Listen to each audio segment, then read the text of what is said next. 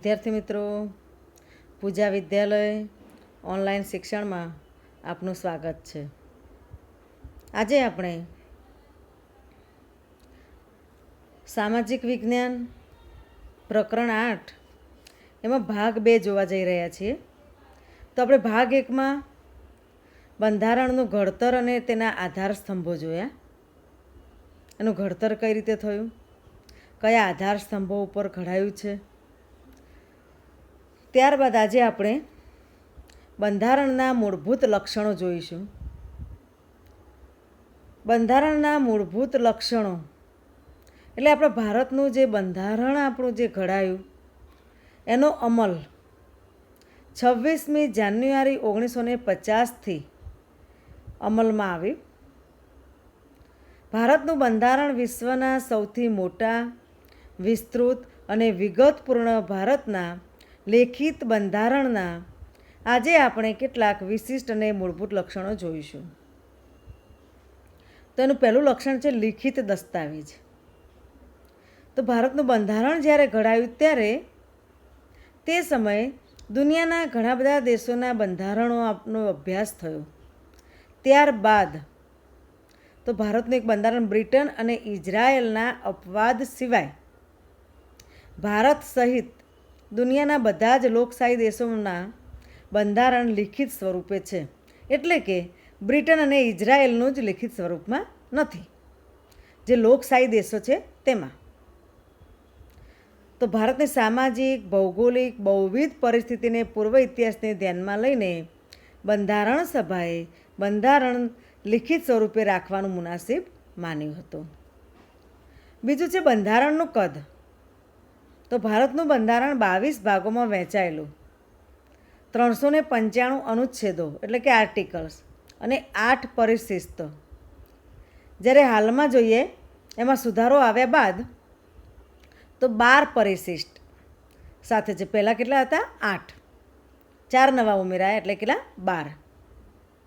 બંધારણમાં કેન્દ્ર અને રાજ્યની શાસન વ્યવસ્થા અને તેમના આંતર સંબંધો, લોકોના મૂળભૂત હકો, ફરજો અને રાજનીતિના માર્ગદર્શક સિદ્ધાંતો, ન્યાયતંત્ર, ચૂંટણી પંચ, સ્થાનિક સ્વરાજની સંસ્થાઓ, લઘુમતીઓ, પછાત અને વંચિત સમૂહો માટેની ખાસ જોગવાઈઓ કરવામાં આવી છે.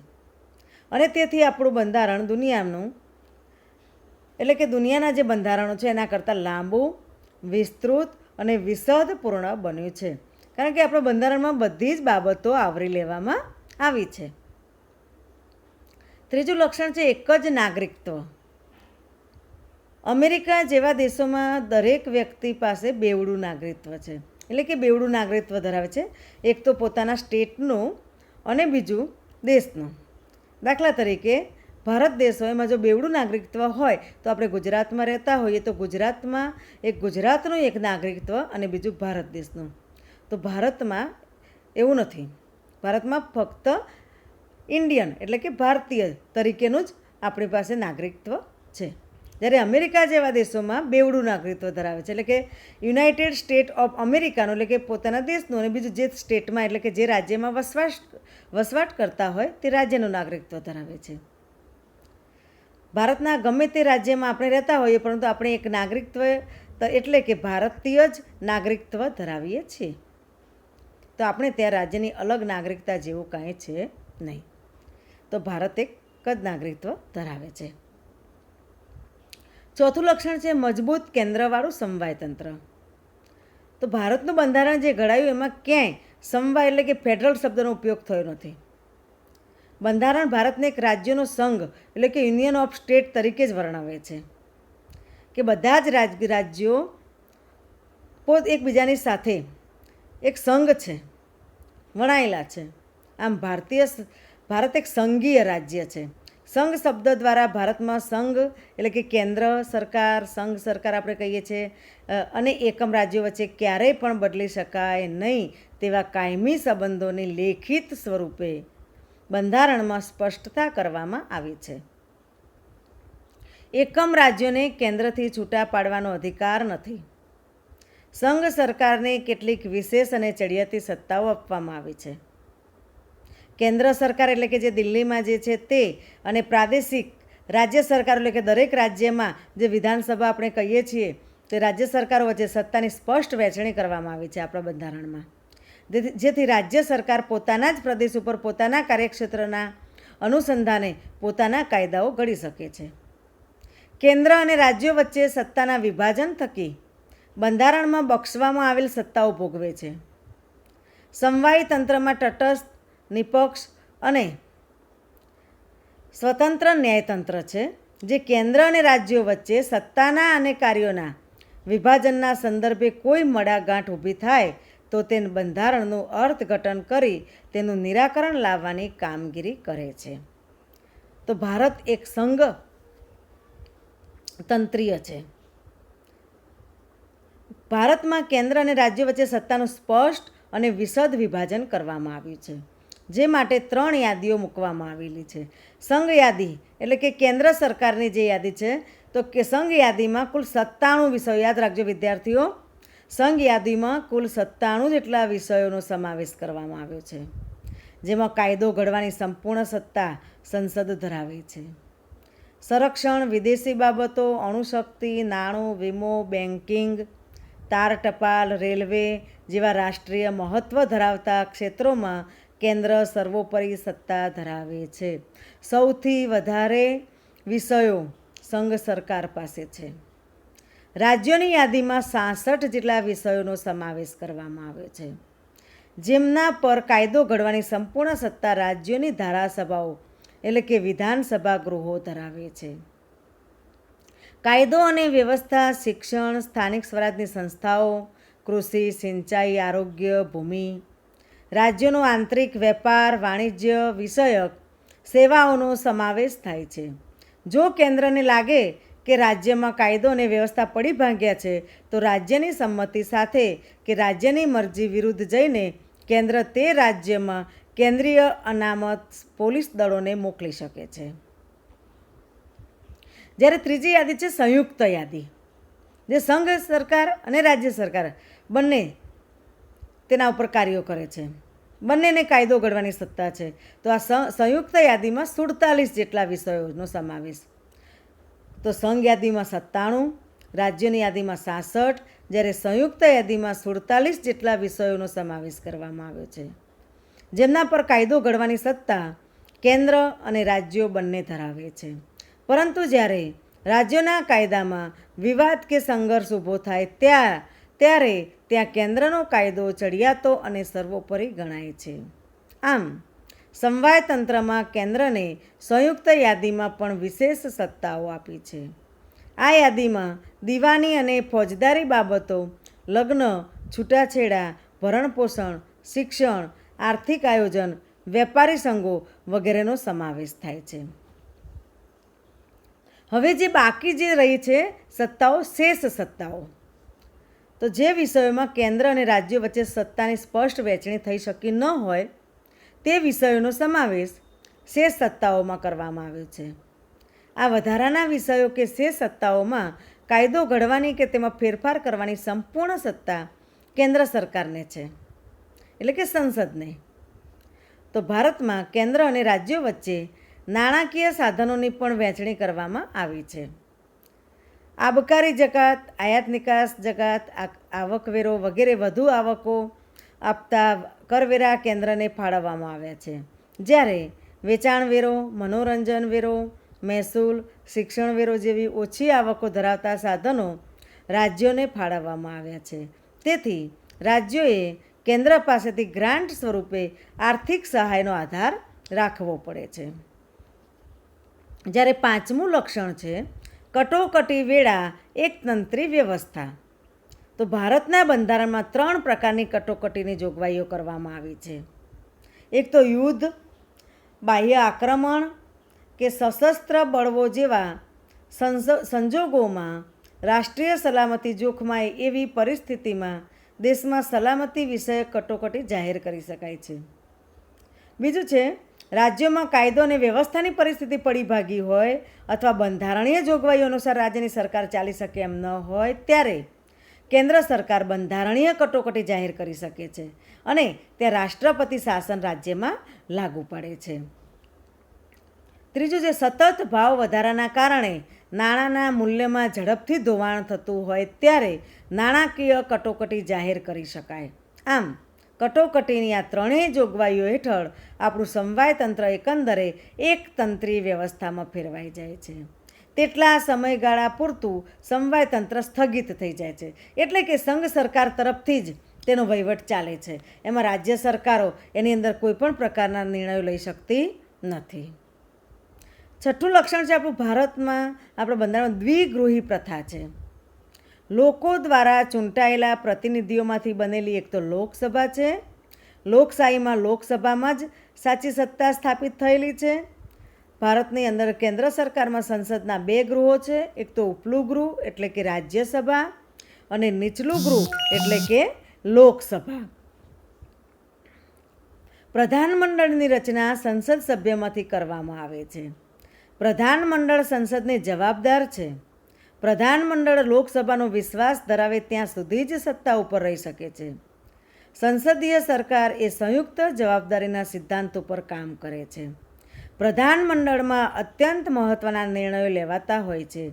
કેન્દ્રમાં રાષ્ટ્રપતિના નામે તથા રાજ્યમાં રાજ્યપાલના એટલે કે ગવર્નરના નામે વહીવટ ચાલતો હોવા છતાં ખરેખર સત્તા કેન્દ્રમાં વડાપ્રધાનની આગેવાની હેઠળનું પ્રધાનમંડળ અને રાજ્યોમાં મુખ્યપ્રધાનના વડપણ હેઠળનું પ્રધાનમંડળ જ વહીવટી અને કારોબારી સત્તા ભોગવે છે. રાજ્યનું પ્રધાનમંડળ રાજ્યની વિધાનસભાને જવાબદાર હોય છે. લોકસભા એ કાયમી ગૃહ નથી. તેની મુદત 5 વર્ષની હોય છે. રાજ્યસભામાં સભ્યો રાજ્યોની વિધાનસભામાં ચૂંટાઈને આવેલા ધારાસભ્યો ચૂંટે છે. તેઓ જે તે રાજ્યનું પ્રતિનિધિત્વ કરે છે. રાજ્યસભામાં વિવિધ ક્ષેત્રના નિષ્ણાત અનુભવી એવી 12 વ્યક્તિઓની સભ્ય તરીકેની પસંદગી રાષ્ટ્રપતિ કરે છે. રાજ્યસભા એ કાયમી ગૃહ છે. તેના 1/3 સભ્યો દર 2 વર્ષે નિવૃત્ત થાય છે. તેટલા જ સભ્યો ફરીથી ચૂંટવાને પાત્ર છે. આમ રાજ્યસભાનો સભ્ય દરેક 6 વર્ષ સુધી સભ્યપદ ધરાવે છે. રાજ્યસભાની સત્તા પ્રમાણમાં ઓછી છે, જ્યારે લોકસભાની સત્તાઓ વિશેષ, ચડિયાતી અને નિર્ણાયક છે. રાજ્યસભાનું સંપૂર્ણપણે વિસર્જન થતું નથી, એટલે તે કાયમી ગૃહ કહેવાય છે. 7મું લક્ષણ છે સ્વતંત્ર, નિષ્પક્ષ અને એકીકૃત ન્યાયતંત્ર. તો બંધારણીય જોગવાઈ અનુસાર ભારતમાં સળંગ, સ્વતંત્ર, નિષ્પક્ષ અને એકસૂત્રીય ન્યાયતંત્રની સ્થાપના કરવામાં આવી છે. જેની ટોચે સર્વોચ્ચ અદાલત, મધ્યમાં એટલે કે રાજ્ય કક્ષાએ વડી અદાલતો અને નીચે જિલ્લા કક્ષાની અને તાબાની અદાલતો ઉપરાંત વિશેષ અદાલતો હોય છે. સર્વોચ્ચ અદાલતના ચુકાદા ભારતમાં આવેલ તમામ અદાલતો માટે બંધન કરતા છે. સંઘ સરકાર અને રાજ્ય સરકાર વચ્ચે બંધારણીય બાબતો કે કાયદાના અર્થઘટનો અંગે વિવાદ થાય તો તેના ઉકેલની અંતિમ સત્તા સર્વોચ્ચ અદાલતની છે. ન્યાયતંત્ર કારોબારીથી સ્વતંત્ર છે. બંધારણના રક્ષક અને વાલી તરીકે ન્યાયતંત્ર નાગરિકોના અધિકારોનું રક્ષણ કરે છે. બીજું, બંધારણમાં સુધારો કરવો હોય તો એના માટે પણ 8મું લક્ષણ છે બંધારણમાં સુધારો. તો ભારતીય બંધારણ અન્ય દેશોના બંધારણ કરતાં પરિવર્તનશીલ છે. સમય અને સંજોગોને આધીન બંધારણમાં ફેરફાર કરવાની જરૂર પડતી હોય છે. બંધારણમાં ફેરફારની કલમોને 3 ભાગમાં વહેંચવામાં આવેલી છે. એક તો જ્યારે બંધારણમાં ફેરફાર કરવો હોય, સુધારો કરવો હોય, ત્યારે પહેલી જોગવાઈ છે અમુક જોગવાઈઓમાં સંસદના હાજર અને મત આપતા સભ્યોની સાદી બહુમતીથી સુધારો કરી શકાય. એક તો હાજર હોય અને મત જે આપતા હોય એમાં બહુમતી હોય. ફક્ત દાખલા તરીકે 50 સભ્યો હોય તો એક બાજુ 26 સભ્યો જો મત આપે, એક બાજુ 24 આપે, તો જે 26 મત આપે સાદી બહુમતીથી પણ એમાં સુધારો થઈ શકે. અમુક જોગવાઈઓમાં સંસદના બંને ગૃહોની કુલ સભ્ય સંખ્યાની બહુમતી અને હાજર તેમજ મત આપતા સભ્યોની 2/3 સ્પષ્ટ બહુમતીથી ફેરફાર થઈ શકે. એટલે કે દાખલા તરીકે રાજ્યસભામાં કુલ 250 સભ્યો છે, જ્યારે લોકસભામાં 545 સભ્યો છે. હવે આ 545 અને 250 એટલે કે લગભગ 795 જેટલા જે સભ્યો છે, તો 795 સભ્યોમાં 2/3 એટલે કે 66% જેટલી બહુમતી હોય સ્પષ્ટ, તો જ તેમાં સુધારો થઈ શકે. ત્રીજું છે, બંધારણના અમુક ભાગોમાં સુધારો કરવા માટે સંસદના બંને ગૃહોની કુલ સભ્ય સંખ્યાની બહુમતી તેમજ હાજર અને મત આપતા સભ્યોની 2/3 બહુમતી ઉપરાંત અડધા કરતાં વધુ ઘટક રાજ્યોની વિધાનસભા ગૃહોની મંજૂરી જરૂરી. એટલે જે રીતની જોગવાઈઓ હોય એ પ્રમાણે તેની અંદર મતદાનથી સુધારો થઈ શકે છે. કેન્દ્ર અને રાજ્યના આંતરસંબંધો કે ઉચ્ચ ન્યાયતંત્રના માળખામાં સુધારો કરવાનો હોય ત્યારે કુલ રાજ્યોના ઓછામાં ઓછા અડધા રાજ્યોની સંમતિથી કરી શકાય છે. ન્યાયિક ચુકાદાના આધારે પણ સંસદ દ્વારા બંધારણમાં સુધારો કરવામાં આવે છે. બંધારણના મૂળભૂત માળખામાં ફેરફાર કરી શકાય નહીં. બંધારણની ઘણી બાબતોમાં સંસદની સાદી બહુમતીથી સુધારો કરી શકાતો હોવાથી બંધારણ સુપરિવર્તનશીલ અને લચીલું ગણાય. પરંતુ કેટલીક બાબતોમાં બંધારણમાં સાદી બહુમતીથી સુધારો થઈ શકતો નથી. રાજ્યોના અનુમોદન વગર સુધારો શક્ય ન હોવાથી તેટલા અંશે તે દુષ્કર છે. આમ બંનેનું મિશ્રણ ભારતીય બંધારણનું એક આગવું લક્ષણ છે. 9મું લક્ષણ છે સાર્વત્રિક પુખ્ત વય મતાધિકાર. આ અંગે આપણે અગાઉ વિગતે ચર્ચા કરી છે. ભારતમાં બંધારણમાં 18 વર્ષની ઉંમરના તમામ નાગરિકોને કોઈપણ જાતના ધર્મ, જાતિ, શિક્ષણ, લિંગ, આવક, કોમ, મિલકત કે જન્મસ્થાન જેવા કોઈપણ જાતના ભેદભાવ મુક્ત રીતે ભેદભાવ વગર દરેક નાગરિકને સમાન મતાધિકાર આપવો એ ખરેખર પ્રગતિશીલ અને હિંમતભર્યું પગલું છે. મતાધિકારને કારણે લોકશાહીમાં પ્રત્યેક નાગરિકને ચૂંટણી સમયે પોતાની પસંદગીના ઉમેદવારને મત આપીને ચૂંટવાનો અધિકાર મળે છે. ચૂંટણીઓમાં યુવા મતદારોની ઉત્તરોત્તર વધતી સંખ્યા, સજાગતા, ઉમળકો, મતદાન જાગૃતિના કારણે મતદાનનું વધેલું પ્રમાણ, આમ રાજકીય ક્ષેત્રે યુવાઓની સક્રિયતા એ લોકશાહીની પરિપક્વતા અને સફળતાની નિશાની દેખાય છે. 10મું છે આપણું લક્ષણ ધર્મનિરપેક્ષતા એટલે કે બિન સાંપ્રદાયિકતા. આ શબ્દ આપણે આધાર સ્તંભમાં પણ જોયો, આમુખમાં અભ્યાસ કર્યો છે. તો ભારતના બંધારણમાં સર્વ ધર્મ તરફ સમાન દ્રષ્ટિ અને સમાન આદરભાવનો સ્વીકાર થયો છે. રાજ્ય દ્વારા કોઈ પણ ધર્મને ઉત્તેજન કે ટેકો નહીં. રાજ્યને પોતાનો કોઈ ધર્મ કે સંપ્રદાય નથી. રાજ્ય તટસ્થ છે. ભારતીય બંધારણ કોમી પક્ષપાત કે ધાર્મિક બાબતોથી પર છે. રાજ્ય કોઈપણ નાગરિક પ્રત્યે ધર્મના આધારે ભેદભાવ રાખતું નથી. ધર્મના અનુયાયીઓને પોતાની પસંદગીની ધાર્મિક માન્યતા, શ્રદ્ધા અને આસ્થા અનુસારનું ધર્મનું પાલન કરવાની, પ્રચાર પ્રસારણ કરવાની સ્વતંત્રતા બંધારણમાં આપવામાં આવે છે. જો કે ભારતીય બંધારણમાં ધાર્મિક લઘુમતીઓને કેટલાક વિશેષ અધિકારો અને સવલતો આપવામાં આવી છે. સમાન નાગરિક ધારાની જોગવાઈ માર્ગદર્શક સિદ્ધાંતોમાં સમાવી. આમ આ બાબતો ધર્મનિરપેક્ષ રાજ્યને ઘોષિત કરે છે.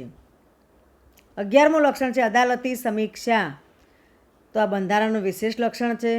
સંઘ અને રાજ્યો દરેક પોતાના કાર્યક્ષેત્રમાં રહીને જ કામ કે વહીવટ કરે એ જોવાની સત્તા અદાલતને સોંપવામાં આવી છે.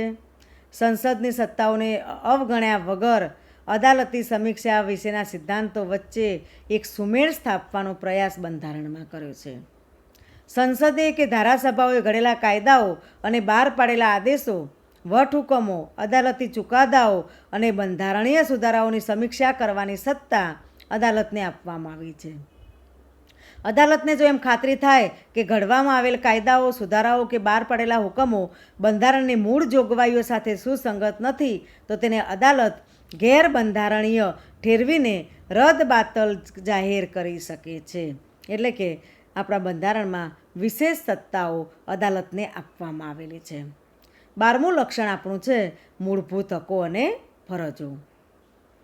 તો ભારતના લોકો એક સ્વતંત્ર રાષ્ટ્રના નાગરિક તરીકે ગૌરવપૂર્ણ જીવન જીવી શકે તે માટે બંધારણમાં મૂળભૂત હક આપવામાં આવ્યા છે.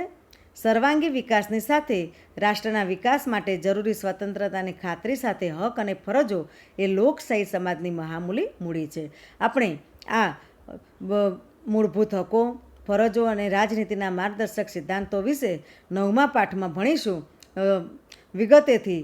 આ પાઠની અંદર આપણે બંધારણની અંદર જે મૂળભૂત હકો અને ફરજો છે તો આ બંધારણીય ઇલાજોનો હક તથા 6 થી 14 વર્ષ સુધીના બાળકોને ફરજિયાત શિક્ષણનો હક પણ બંધારણમાં સમાવેલો છે. 13મું છે રાજનીતિના માર્ગદર્શક સિદ્ધાંતો. તો લોકોના રક્ષણ, સલામતીની સાથે કલ્યાણ સાધવાનો પ્રયાસ રાજ્ય કરવાનો છે. રાજ્યની નીતિ ઘડતરમાં અને રાજ્ય શાસનમાં રાજ્ય નીતિના માર્ગદર્શક સિદ્ધાંતો માર્ગદર્શન આપે છે, તેથી પણ તે સિદ્ધાંતો માર્ગદર્શક સિદ્ધાંતો કહેવાય છે. જે શાસક છે એ શાસક આ માર્ગદર્શક સિદ્ધાંતો પ્રમાણે દેશનું શાસન ચલાવે છે. 14મું છે આપણું લક્ષણ છેલ્લું, પછાત વર્ગો અને આદિજાતિઓ માટે કેટલીક જોગવાઈઓ. તો ભારત દેશ જ્યારે આઝાદ થયો ત્યારે ભારતમાં કેટલીક પછાત જાતિઓ, આદિવાસી જાતિઓ તે એ જાતિઓ માટે ખાસ જોગવાઈઓ કરેલી હતી. તો સમાજના પછાત વર્ગો કે પછાત જાતિઓ કે વંચિત સમુદાયોના ઉત્કર્ષ અને તેઓને સામાન્ય પ્રવાહમાં ભેળવવા માટે સક્ષમ બનાવવા માટે ભારતના બંધારણમાં વિશેષ જોગવાઈઓ કરવામાં આવી છે. ધારાગૃહોમાં સ્થાનિક સ્વરાજની ચૂંટણીઓમાં રાજકીય પ્રતિનિધિત્વ પૂરું પાડે તે માટે અનામત બેઠકો ફાળવવામાં આવી છે. સરકારી નોકરીમાં અને શિક્ષણ સંસ્થાઓમાં પ્રવેશ માટે અનામત કોટાની બેઠકો તેઓની વસ્તીના પ્રમાણમાં ફાળવીને સમાન તક આપી છે. આમ પછાત જાતિના બાળકોને શિક્ષણ માટે શિષ્યવૃત્તિઓ, સવલતો, ફી માફીની સગવડોનો લાભ, હકારાત્મક ભેદભાવોનો કે રક્ષણાત્મક ભેદભાવની નીતિનો ખાસ પ્રબંધ કરવામાં આવ્યો છે. તો અહીંયા આપણે પ્રકરણ 8 પૂરું કરીશું.